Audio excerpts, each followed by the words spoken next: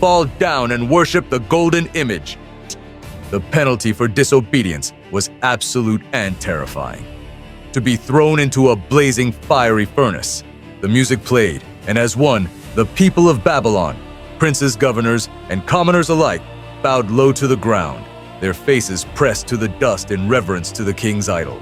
Yet, amidst the sea of prostrate bodies, 3 men stood tall. They were Shadrach, Meshach, and Abednego, young Hebrew officials who served in the king's own court. Their loyalty was not to an idol of gold, but to the one true God of Israel, who had commanded, "You shall have no other gods before me." They knew the cost of their defiance. They had heard the king's threat, but their faith was unshakable, and they chose to honor their God over the command of a mortal king. Their courageous stand did not go unnoticed, and furious reports quickly reached Nebuchadnezzar that his decree had been openly defied. Enraged by their insubordination, the king had the furnace heated 7 times hotter than usual, its flames roaring with such intensity that they consumed the very soldiers who brought the 3 men to its mouth. Bound and helpless, Shadrach, Meshach, and Abednego were cast into the heart of the inferno. The crowd watched in horror, certain that the men would be instantly incinerated. The fire leaped and roared, a vortex of white-hot destruction that seemed capable of melting stone itself.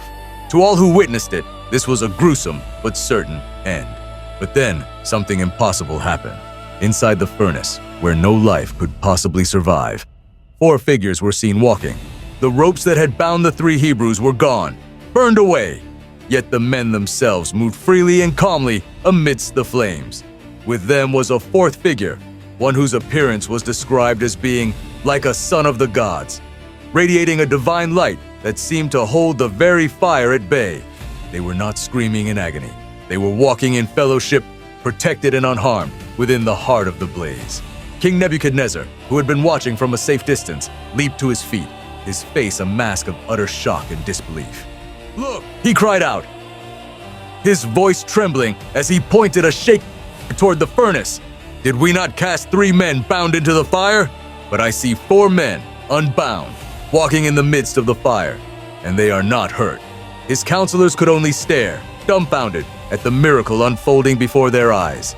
The king, who had demanded worship as a god, was now confronted by a power far greater than his own. At the king's command, the 3 friends walked out of the furnace. A hushed awe